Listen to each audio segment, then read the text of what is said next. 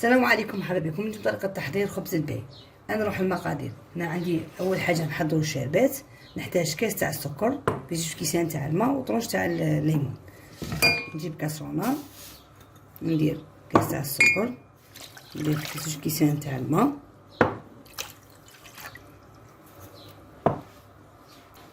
نضيف طرونش تاع الليمون، نديرها يغلي. كي نشوفها بدات تغلي نحسب 10 دقائق ونطفي النار ونضيف هاد لافان. هاي الشربات بدات تغلي، انا هنا نخليها 10 دقائق ونطفي على النار. بعد ما خليت الشربات تاعي طيب انا نرجع لنا اش نديرو في الخبز الباي. عندي هنا 4 حبات تاع بيض، عندي هنا كاس تاع لا شابليغ ولا خبز مطحون ملحي ومطحون محمص، عندي كاس الا ربع سكر، كاس مزيج بين الزبده وبين الزيت، زبده دايبه والزيت، وكاس تاع كاكاو محمص وملحي. عندي هنايا مغرف صغيره تاع لافاني، عندي قشور نص حبه تاع ليمون، وعندي هنايا حوالي 7 غرام تاع خميره الحلوى. هنا الباكي فيها 10 غرام، نقلع منها غير شويه بمغرف صغيره ونخلي الباقي. نروح لطريقه التحضير.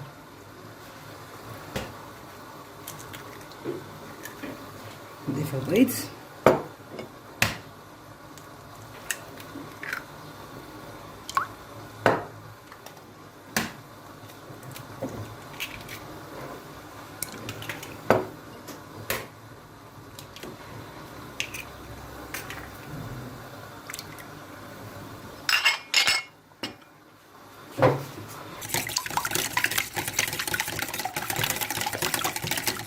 نزيد نضيف كاس الا ربع تاع السكر،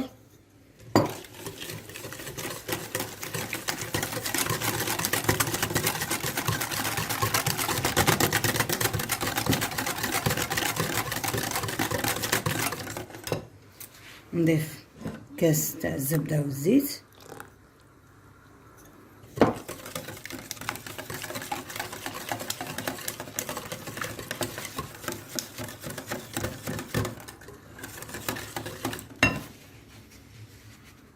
نزيد نضيف كاس تاع لا شابليغ،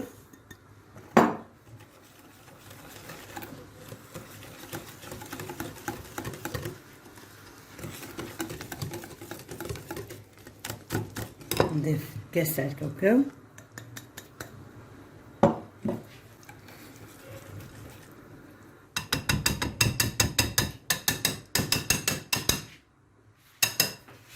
نخلط بهاد لاسباتول،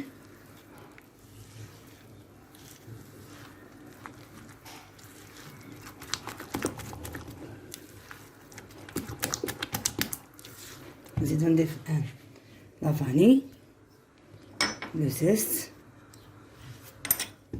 ونضيف خمار ونخلط.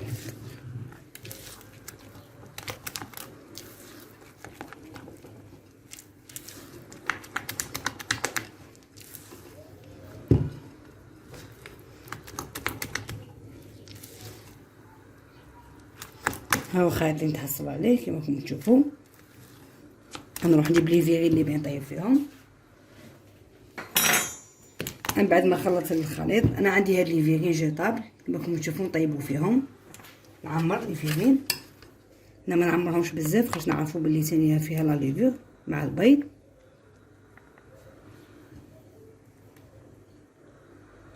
تفي بهذا القوام.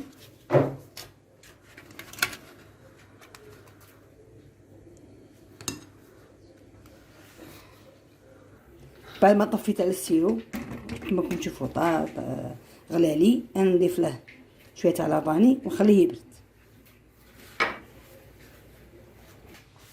من بعد ما عمرت لي فيه كيما راكم تشوفوا ما عمرتهمش بزاف باش كي يخمروا مع داك السيرو يجون نيشان. نروح ندخلهم للفرن، نشعل الفرن من قبل نسخنه، نطيبه من التحت. كي نشوفهم بداو يحمروا في الحواشي نعاود نشعل عليهم الفوق. راني خرج كيما راكم تشوفوا خبز الباي. انا نروح نجيب السيرو ندير لهم السيرو. شوفوا هنا شحال طلعوا، ومن بعد نزيد لهم السيرو يزيدوا ينتفخوا يجوا نيشان. هنا ندير السيرو 4 مغارف،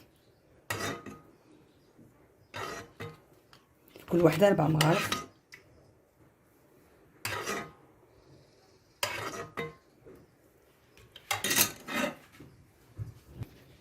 نتقبهم بالكيودون باش يشربوا لي داك السيرو.